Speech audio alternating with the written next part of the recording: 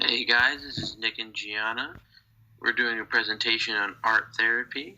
In this presentation, we're going to go over the history of art therapy, the current use of art therapy, and different conditions such as cancer and other things like that that have used art therapy along with them.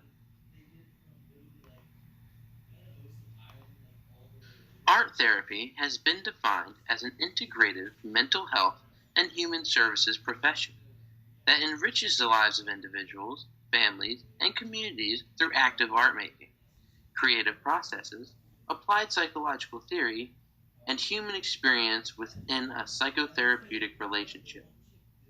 This means that art is used to help people express themselves, and not only express themselves, but tap into those inner emotions that they've hidden.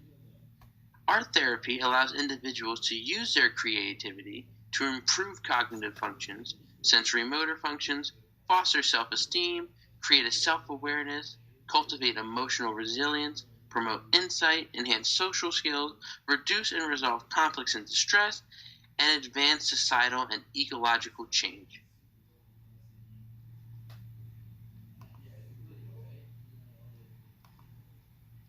Art therapy is believed to be thousands of years old.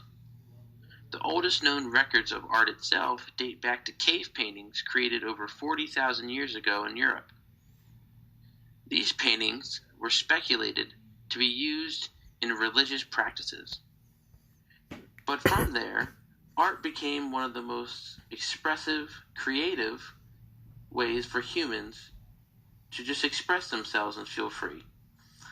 Artists like Leonardo da Vinci and Vincent van Gogh used art to, in their words, control the universe and put their mind at ease. Vincent van Gogh was very notable for this, for suffering from many psychological conditions. He battled depression, anxiety, and psychotic disorders, and had many delusions. He used art to fight these and to feel free and to create.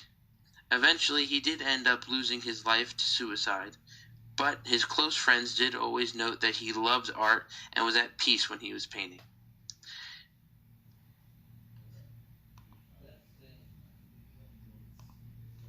Art therapy was not used until the 1940s. A man by the name of Adrian Hill was being treated for tuberculosis at a local hospital in England. He then started to invite other patients to participate in art sessions with him, and he saw the power that this therapy possessed. Some of these patients were battling the same illness as he was, and they started to recover quicker, and they also started to have less anxiety and less depression, and they felt more at ease. He eventually coined the term art therapy and wrote a novel named Art versus Illness. In this novel, he discussed his observations of the use of art therapy in the treatment of a variety of illnesses. His research was expanded upon by Edward Adamson. These two worked together to promote self-expression rather than the psychological aspects behind the studies. They focused more on free expression and art itself. While this was occurring in England, in the United States, a psychologist by the name of Margaret Naumburg was more focused on the psychological impact that art therapy could have. She used the patient's art therapy sessions to try and help them express themselves, but also release unconscious feelings that they felt inside. And that was how art therapy became a renowned use in popular therapy.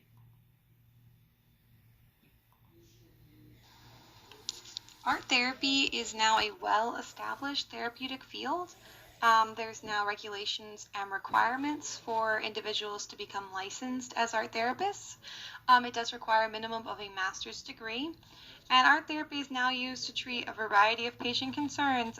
There's psychosocial concerns like anxiety, depression, body dysmorphia, eating disorders, as well as for caregivers of patients to help caregivers who are experiencing fatigue associated with their caregiving role, and as well as help patients who have PTSD or a medical diagnosis that is very traumatizing to them, such as cancer.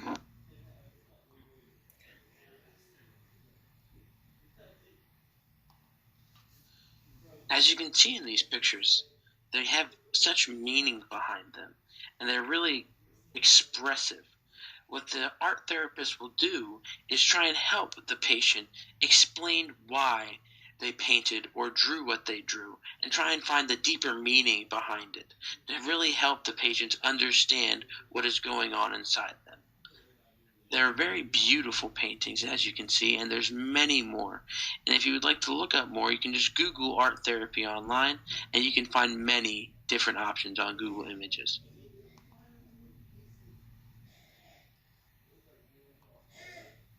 2019, Rakisi and Karaman researched the effects of art therapy in cancer patients.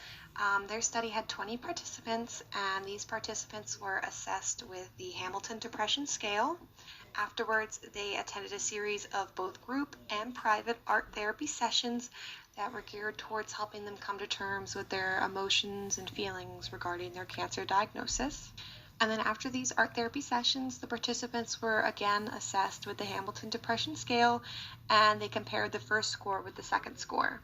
The results of their study showed a vast improvement in mood and sense of hope in the participants, and a reduction in stress levels regarding their treatment plan. The study did note, however, that the results were dependent on the existence of a strong rapport between the patients and their healthcare team. So those participants that voiced a concern or negative emotion towards their doctors, nurses, or radiologists did not get the benefits that the other participants did.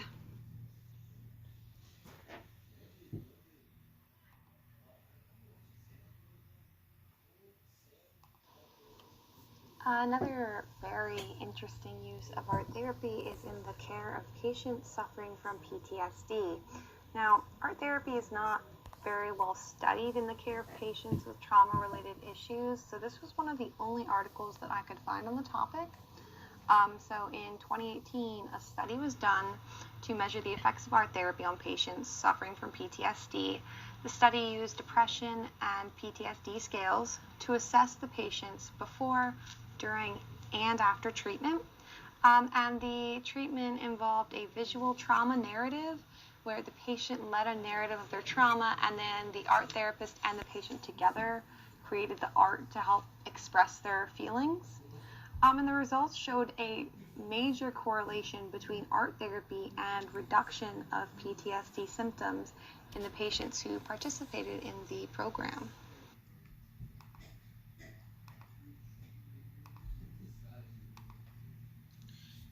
In a 2019 study conducted in Brazil, art therapy was initiated in 20 alcoholic men who were staying at a rehab facility. These men were allowed to go to an art therapist 4 times during their stay.